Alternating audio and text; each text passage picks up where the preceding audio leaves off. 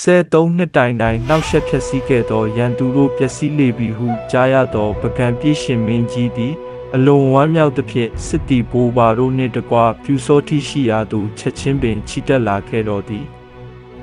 မင်းကြီးကတင်သည်အဘယ်မျိုးနွယ်ဖြစ်၍အဘယ်လက်နက်ဖြင့်ရန်သူတို့ကိုတတနီဟုမေးမြန်းရာပြူစောတိကမိမိ၏စွမ်းဆောင်ချက်ဟုတ်တိုင်းမှန်ရာကိုရိုသေစွာလျှောက်ထားလေ၏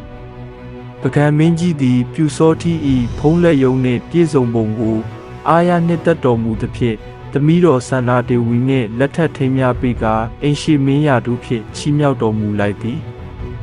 သမုဒ္ဒရမင်းလွန်လေသောပြူစောတိသည်မိမိကျေးဇူးရှင်ဆရာရသေးကြောင့်မင်းကိုပင်ဖိတ်၍ပကံပြည်တွင်မင်းပြုစေခဲ့ရာရသေးကြောင့်မင်းသည်15နှစ်တိုင်စိုးစံပြီးနတ်ရွာဆန်တော်မူလေသည်ထို့နောက်တက္ကရာ89ခုနှစ်တွင်ပြူစောတိနန်းတက်တော်မူပြီးရွာကြီး19ရွာကိုစုစည်းကာအရိမတနာဟုသမုတ်၍ကြီးကျယ်သောမြို့တော်ကိုတည်ထောင်လေသည်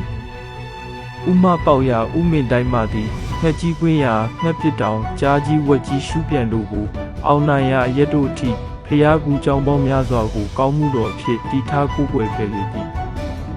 အလျား9000လုံးပတ်3000ရှိ၍ထူးမြတ်သောခွန်အားပလနှင့်ပြည့်စုံသောကောင်းမှုရှင်ပြူစောတိမင်းသည်အတ္တ130တိုင်အောင်တတ်တော်ရှိစွာဖြင့်ထီနန်းကိုစိုးစံတော်မူခဲ့လေသည်